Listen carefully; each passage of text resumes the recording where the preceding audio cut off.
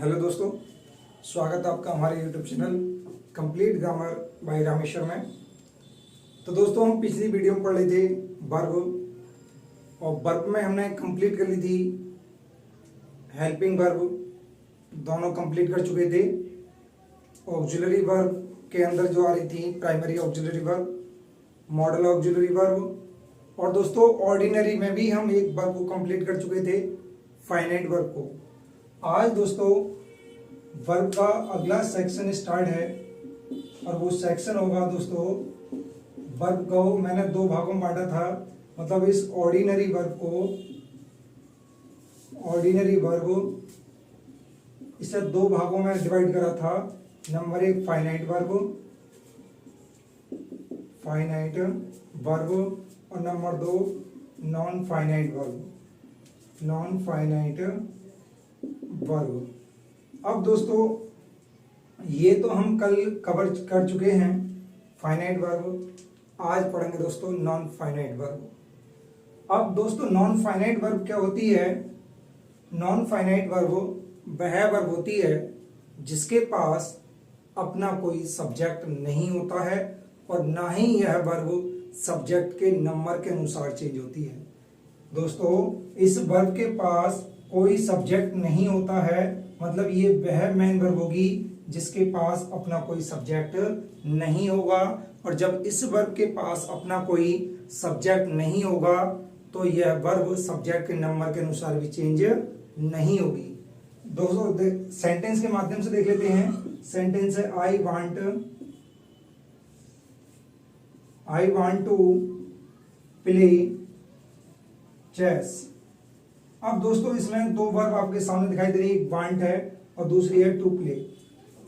इसमें वांट जो वर्ब है दोस्तों ये फाइनाइट वर्ब है क्योंकि इसके पास अपना सब्जेक्ट है। नॉन फाइनाइट वर्ब जो है वो टू प्ले है, इसके पास अपना कोई सब्जेक्ट नहीं है। अब दोस्तों अगर मैं टेंस के अनुसार भी चेंज करूं तो वही वर्ब मेरी चेंज हो जाएगी जिसके पास अपना सब्जेक्ट होगा। अगर मैं इसी सेंटेंस को अगर ये लिखना चाहूं, I wanted to play chess, तो दोस्तों इसमें वर्ब कौन सी चेंज हुई है? दोस्तों जिसके पास अपना सब्जेक्ट है वही वर्ब चेंज हुई है, लेकिन टू प्ले इसमें भी ऐसे ही है और टू प्ले को यहाँ भी ऐसे ही है। ये वर्ब दोस्तों क्यों चेंज नहीं हुई है? क्योंकि इसके पास अपना कोई सब्जेक्ट नहीं है। अब दोस्तों बात कर लेते हैं कि भाई नॉन फाइनाइट वर्ब के पास जब कोई सब्जेक्ट नहीं होता है तो फिर ये काम किसका करती है। तो दोस्तों इसी के बारे में अभी मैं आपको बताने वाला हूं, बने रहिए वीडियो में। अब दोस्तों देखो बात करते हैं कि ये नॉन फाइनाइट वर्ब काम किसका करेगी। अब ये किसका काम करेगी? नाउन बनेगी, एडजेक्टिव बनेगी, या जो भी इसकी कंडीशन होगी। तो दोस्तों ध्यान रखना, ये नॉन फाइनाइट वर्ब को हम तीन भागों में डिवाइड करने वाले हैं, और नॉन फाइनाइट वर्ब तीन भागों में आती है। पहली आती है इन्फिनेटिव वर्ब, नंबर दो आती है दोस्तों जीरेंड वर्ब,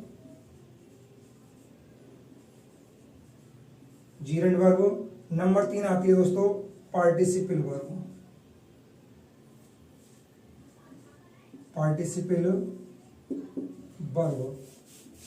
अब दोस्तों इन्फिनेटिव वर्ब ये तीन काम एक साथ करेगी। पहला काम ये नाउन का काम करेगी दोस्तों, दूसरा ये वर्ब का भी काम करेगी, तीसरा ये एडजेक्टिव भी बनेगी। अब दोस्तों जब ये एडजेक्टिव भी बन जाएगी और ये जीरेंड वर्ब ओनली नाउन का काम करेगी, ये केवल नाउन होगी, और पार्टिसिपल की वर्ब जो है दोस्तों ये आपकी हर जगह एडजेक्टिव बनती हुई चलेगी।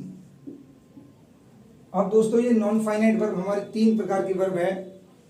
पहली वर्ब दोस्तों इन्फिनेटिव की तीन काम करती है, नाउन, वर्ब और एडजेक्टिव। दूसरी वर्ब है दोस्तों जीरेंड, ये केवल नाउन का काम करेगी। फिर है तीसरी पार्टिसिपल, ये दोस्तों एडजेक्टिव का काम करेगी। और आज हम यही टॉपिक पढ़ने वाले हैं कि ये पार्टिसिपल की जो वर्ब है ये कैसे मेन वर्ब कैसे एडजेक्टिव बन जाती है। तो दोस्तों आज हम पढ़ने वाले हैं केवल पार्टिसिपल की वर्ब, और हेडिंग बनाएंगे दोस्तों अब पार्टिसिपल। आज केवल हम पार्टिसिपल पढ़ेंगे, कल हम जीरेंड वर्ब पढ़ेंगे, स्टेप बाय स्टेप दोस्तों हम हर एक टॉपिक क्लियर करते चले जाएंगे। और दोस्तों जो एसएससी, दिल्ली पुलिस या किसी कोड की तैयारी कर रहा है दोस्तों, तो प्लीज चैनल को सब्सक्राइब कर लें। आपको एक एक टॉपिक बहुत अच्छे से क्लियर कराया जाएगा। अब बात करते हैं दोस्तों पार्टिसिपल वर्ब। पार्टिसिपल वर्ब, अब ध्यान रखना दोस्तों, ये पार्टिसिपल वर्ब वह वर्ब होती है, मतलब ये वह मेन वर्ब होगी जो अपने साथ आईएनजी, ईडी, ईएन, टी लेकर, मतलब ये वह मेन वर्ब है दोस्तों जो अपने साथ आईएनजी, ईडी, ईएन, टी लेकर एडजेक्टिव का कार्य करती है। किसका कार्य करती है दोस्तों? एडजेक्टिव का कार्य करती है, मतलब एडजेक्टिव बन जाती है। अब दोस्तों इसी पार्टिसिपल को भी हमने 3 भागों में डिवाइड करा है। नंबर 1 है दोस्तों प्रेजेंट पार्टिसिपल, प्रेजेंट पार्टिसिपल, और नंबर 2 है दोस्तों पास्ट पार्टिसिपल, नंबर 3 है दोस्तों परफेक्ट पार्टिसिपल। अब दोस्तों ये 3 प्रकार की हमारी पार्टिसिपल बन जाती है, और तीनों प्रकार ये मेन वर्ब के ही कंडीशन है। और मैं दोस्तों देखो आपके सामने लिखने वाला हूं कि पास्ट प्रेजेंट पार्टिसिपल कौन सी वर्ब होगी दोस्तों? प्रेजेंट पार्टिसिपल वह मेन वर्ब होगी जो अपने साथ केवल आईएनजी लेकर किसका काम करेगी? एडजेक्टिव का काम करेगी। तो दोस्तों लिख लेंगे कॉपी पे, जैसे लिखना है कि प्रेजेंट पार्टिसिपल वह वर्ब होती है जो अपने साथ आईएनजी लेकर एडजेक्टिव का कार्य करती है। अब एडजेक्टिव का कार्य करती है दोस्तों, आप पहचानोगे कैसे? तो मैं इसी के नीचे डेफिनेशन लिख रहा हूं कि जो भी कंटिन्यूअस सेंटेंस है दोस्तों, कंटिन्यूअस सेंटेंस में जो मेन वर्ब आती है वही मेन वर्ब प्रेजेंट पार्टिसिपल की होती है। किसकी होती है दोस्तों? ये प्रेजेंट पार्टिसिपल की होती है। मतलब कोई भी सेंटेंस कंटिन्यूअस का है, उसके अंदर जो मेन वर्ब होगी वो प्रेजेंट पार्टिसिपल की होगी। एग्जांपल देख लेते हैं दोस्तों।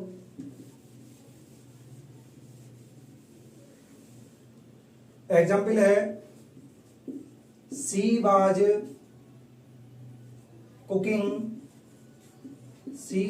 Cooking food. अब दोस्तों सी वाज कुकिंग फूड, अब यहां जो मेन वर्ब आईएनजी है और कंटिन्यूअस सेंटेंस है, तो दोस्तों ध्यान रखना कि यही वर्ब आपकी प्रेजेंट पार्टिसिपल है। आप कहोगे कि एडजेक्टिव का काम कैसे करेगी, तो आप कह सकते हो कि बोले नाउन के पहले है, आप कह सकते हो वर्ब टू बी के बाद है, और वर्ब टू बी के बाद एडजेक्टिव अकेले आ जाता है।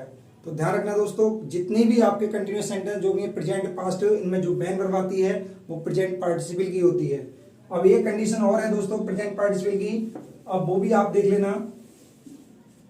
दूसरी कंडीशन है कि अगर कहीं भी व्हाइल के आगे जो मेन वर्ब आती है दोस्तों, ये भी आपकी प्रेजेंट पार्टिसिपल की होती है। मतलब व्हाइल के साथ जो सेंटेंस जुड़ा होगा दोस्तों वो भी प्रेजेंट पार्टिसिपल का ही होगा। जैसे सेंटेंस है दोस्तों, while he was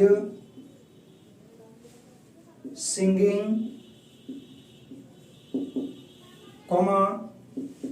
I was dancing.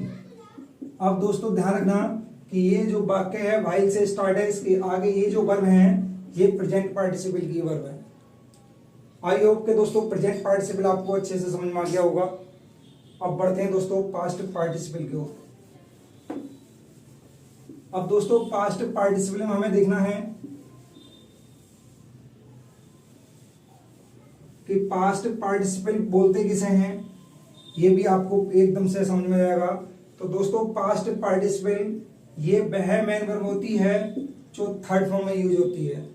Third form की पहचान होती है दोस्तों जिसमें ई एन लगा होता है, ई डी लगा होता है या टी लगा होता है, उसी को थर्ड फॉर्म बोलते हैं। मतलब मेन वर्ब की थर्ड फॉर्म, मेन वर्ब की जो थर्ड फॉर्म होती है दोस्तों वही पास्ट पार्टिसिपल होती है, और वही जो काम करेगी, ये जो मेन वर्ब काम करती है ये एडजेक्टिव का काम करती है। दोस्तों किसका काम करती है? ये एडजेक्टिव का काम करती है। अगर मैं आपसे बोलूं कि दोस्तों पैसिव वॉइस में जो वर्ब आती है, पैसिव वॉइस में आने वाली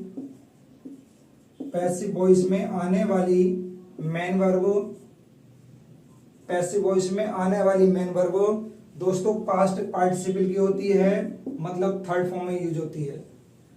ठीक है, जो भी पैसिव वॉइस का सेंटेंस होगा उसकी जो मेन वर्ब होगी वो पास्ट पार्टिसिपल की होगी, मतलब थर्ड फॉर्म में होगी। जैसे सेंटेंस है दोस्तों, द स्टूडेंट्स वर पनिश्ड। अब दोस्तों ये सेंटेंस है, अब ये पनिश्ड थर्ड फॉर्म में है, तो क्या ये एडजेक्टिव है या नहीं है? हाँ बिल्कुल दोस्तों, वर्ब टू बी के बाद एडजेक्टिव अकेले आता है। बोले ये सेंटेंस है, ये पैसिव बना हुआ है, पास्ट पार्टिसिपल की इसमें वर्ब है, तो ये सेंटेंस भी आपका सही है। एक सेंटेंस और देख लेते हैं दोस्तों। अगर कहीं भी अगर सेंटेंस पैसिव भी नहीं है और नाउन के पहले थर्ड फॉर्म आ रही है, तो ध्यान रखना वो दोस्तों सेंटेंस सही होगा। जैसे मैंने सेंटेंस लिखा, how can divided India become supreme power। अब दोस्तों ये सेंटेंस आपके सामने है, तो हाउ कैन डिवाइडेड ये थर्ड फॉर्म है दोस्तों, तो थर्ड फॉर्म किसके पहले है? इंडिया के पहले है, तो यही दोस्तों क्या है? पास्ट का पार्टिसिपल वर्ब है। तो दोस्तों आप कह सकते हो कि जो नाउन के पहले मेन वर्ब आती है तो वो आपकी पास्ट पार्टिसिपल की होगी, मतलब थर्ड फॉर्म में होगी। और मेन वर्ब की जो थर्ड फॉर्म होती है दोस्तों वो एडजेक्टिव का ही काम करती है।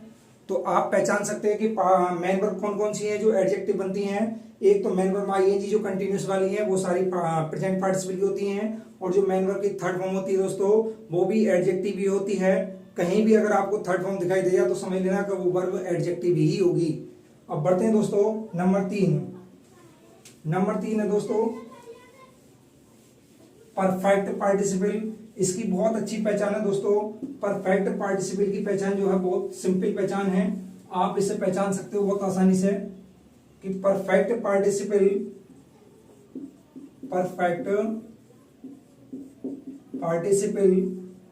इसकी पहचान है दोस्तों, कहीं भी अगर हैविंग के आगे अगर मेन वर्ब दी गई हो तो ये मेन वर्ब आपकी थर्ड फॉर्म में होगी। भाई हैविंग के आगे जो भी मेन वर्ब आती है ये परफेक्ट आपकी मेन वर्ब की थर्ड फॉर्म में आती है, और यही किसका काम करती है दोस्तों? एडजेक्टिव का काम करती है, और यही आपकी पास्ट पार्टिसिपल कहलाती है। कौन सी वर्ब? Sorry, perfect participle. दोस्तों ये वर्ब कौन सी कहलाएगी? परफेक्ट पार्टिसिपल कहलाएगी। अब इसका भी दोस्तों सेंटेंस देख लेते हैं हम कि ये परफेक्ट पार्टिसिपल कैसे होगी। और ध्यान रखना दोस्तों, ये जो सेंटेंस है परफेक्ट पार्टिसिपल का, ये पास्ट परफेक्ट की भांति कार्य करता है, जिसमें आफ्टर का आता है ना, के पश्चात वाला हिंदी में जो बोलते हैं। जैसे मैंने सेंटेंस लिखा, हैविंग टुक ब्रेकफास्ट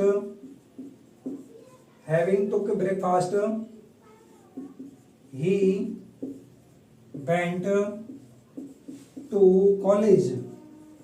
दोस्तों he having took breakfast he went to college. अब हमें कुछ नहीं करना दोस्तों, हमें देखना है हैविंग है, हैविंग के आगे जो मेन वर्ब आएगी वो आपकी थर्ड फॉर्म में होगी, और यहाँ टुक है, टुक के स्थान पर क्या लगा देंगे दोस्तों? यहाँ कर देंगे हम टेकन। सेंटेंस आपका बिल्कुल सही हो जाएगा। एक और देख लेते हैं दोस्तों, हैविंग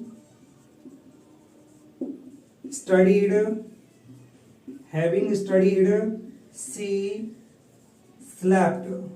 भाई अध्ययन करने के बाद वह सो गई, तो यहाँ क्या देखो हैविंग है, और हैविंग के आगे ये क्या है? मेन वर्ब की थर्ड फॉर्म है। बोले जी वाक्य आपका बिल्कुल सही है। तो दोस्तों आज आपने पढ़ा था पास्ट पार्टिसिपल। आपने आज पढ़ा है कि वह बे मेन वर्ब्स जो एडजेक्टिव का काम करती हैं। तो ये आपने दो प्रकार की वर्ब पढ़ी हैं, एक वह मेन वर्ब जो अपने साथ आईएनजी लेकर एडजेक्टिव का कार्य करती है, दूसरी वर्ब जो अपने साथ ईएन ईडी टी लेकर जो जिसे थर्ड फॉर्म बोलते हैं, तो थर्ड फॉर्म भी एडजेक्टिव का कार्य करती है। तो दोस्तों अगर आपको वीडियो यहाँ तक पसंद आई हो तो प्लीज हमारे चैनल को लाइक करें, शेयर करें और सब्सक्राइब करें। मिलते हैं दोस्तों कल जीरंड की क्लास में, और कल पढ़ने वाले हैं कि मैन वर्ब को नाउन कैसे बनाया जाता है, कहाँ कहाँ मैन वर्ब नाउन बन जाती है। तो मिलते हैं दोस्तों नेक्स्ट वीडियो में।